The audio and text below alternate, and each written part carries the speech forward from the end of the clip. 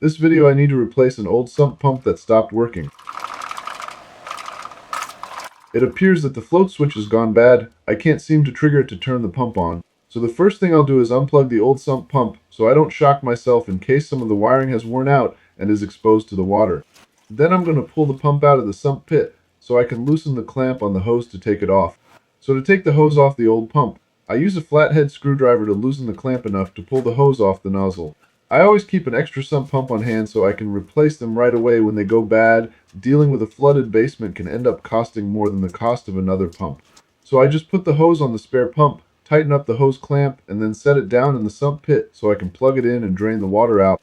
I really should have cleaned the pit out before draining it, but the water was freezing and I was in the middle of something else when I noticed the old pump stopped working on camera.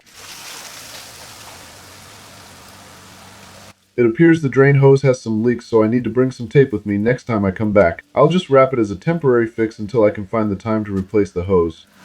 Now I need to position the pump in the pit so the float switch will drop back down and turn the pump off after it drains most of the water out. So I push the pump over as close to the side of the pit furthest away from the float switch so it has room to go up and down to turn off and on. Then I test it out a couple of times before I leave for the night by filling the pit with water.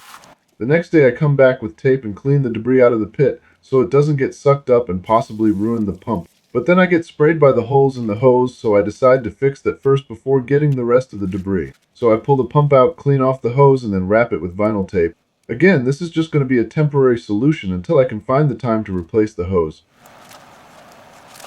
So after I'm done wrapping the hose, I put the pump back down into the pit, clean out the rest of the debris, and then position the sump pump so the float switch has room to operate.